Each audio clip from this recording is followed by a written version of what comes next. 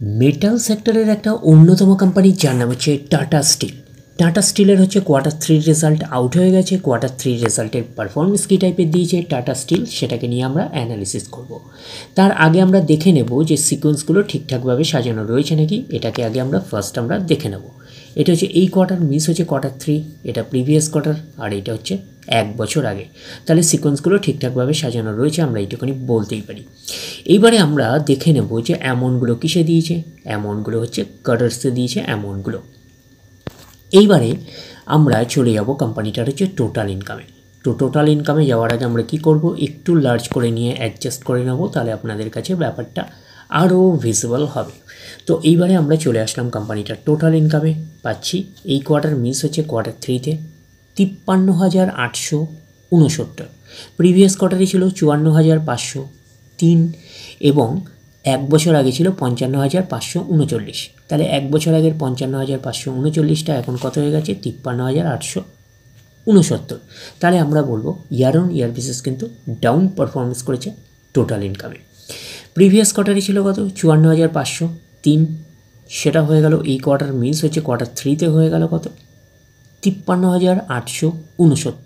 Quarter on quarter বেসিসও কিন্তু down performance করেছে total ইনকামে। তো ন্যাচারাল ব্যাপার, আমরা জানি যে ইনকাম করতে গেলে কোম্পানিকে এক্সপেন্সেস করতেই হবে। তো এখন দেখার বিষয়ে কোম্পানিটা ইনকাম করতে গিয়ে কতটা এক্সপেন্সেস করেছে। তো আমরা চলে আসলাম টোটাল এক্সপেন্সেসে। পাচ্ছি এই কোয়ার্টার মিস হচ্ছে Q3-তে কত আছে 52,118। এই কোয়ার্টার মিস হচ্ছে Q3-তে। প্রিভিয়াস কোয়ার্টারে ছিল কত 52,331 এবং 1 বছর আগে ছিল 53,351। তাহলে 1 বছর আগের 53,351টা এখন কত হয়ে গেছে 52,118।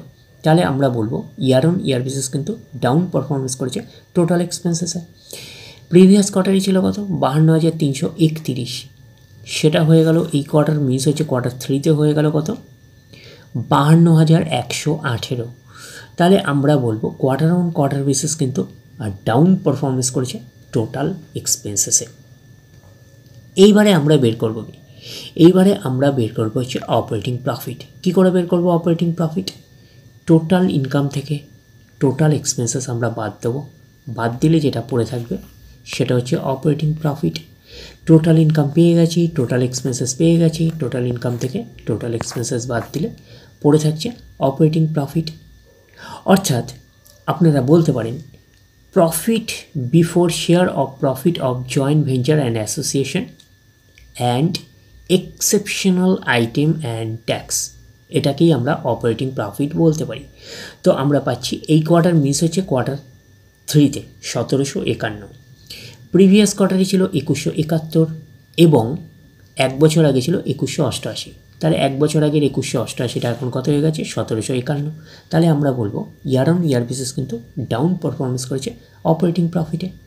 প্রিভিয়াস কোয়ার্টারে ছিল কত 2,171, সেটা হয়ে গেল এই কোয়ার্টার মিস হচ্ছে Q3-তে হয়ে গেল কত 1,751। তাহলে আমরা বলবো কোয়ার্টার অন কোয়ার্টার বেসিসেও কিন্তু ডাউন পারফরমেন্স করেছে অপারেটিং প্রফিটে। তো অপারেটিং প্রফিটটাই নিশ্চয়ই কোম্পানির মেইন প্রফিট নয়, তারপরে বিভিন্ন অ্যাডজাস্টমেন্ট থাকলে সেগুলো প্লাস মাইনাস হবে। গভর্নমেন্টকে ট্যাক্স পে করতে হবে, গভর্নমেন্টকে ট্যাক্স পে করার পরে কোম্পানির কাছে যেটা পড়ে থাকবে সেটা কোম্পানির ফাইনাল প্রফিট বা নেট প্রফিট হিসাবে আমরা কনসিডার করতেই পারি। তো আমরা পাচ্ছি net profit for the period, এটাকেই নেট প্রফিট বলতে পারি, এটাকেই আমরা ফাইনাল প্রফিট বলতে পারি। এই কোয়ার্টার মিস হচ্ছে Q3-তে 295। প্রিভিয়াস কোয়ার্টারে ছিল কত 758, 1 বছর আগে ছিল 522। তাহলে 1 বছর আগের 522টা এখন কত হয়ে গেছে 295। তাহলে আমরা বলবো ইয়ার অন ইয়ার বেসিস কিন্তু ডাউন পারফরমেন্স করেছে নেট প্রফিটে। প্রিভিয়াস কোয়ার্টারে ছিল কত 758, সেটা হয়ে গেল এই কোয়ার্টার মিন্স হচ্ছে Q3-তে হয়ে গেল 295। তাহলে আমরা বলবো কোয়ার্টার অন কোয়ার্টার বেসিসও কিন্তু ডাউন পারফরমেন্স করেছে নেট প্রফিটে।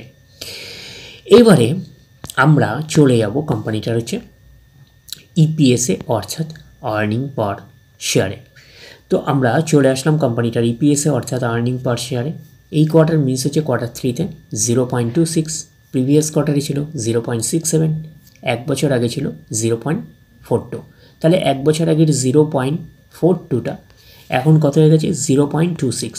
তাহলে আমরা বলবো ইয়ার অন ইয়ার বেসিস কিন্তু ডাউন পারফরমেন্স করেছে ইপিএসে অর্থাৎ আর্নিং পার শেয়ারে।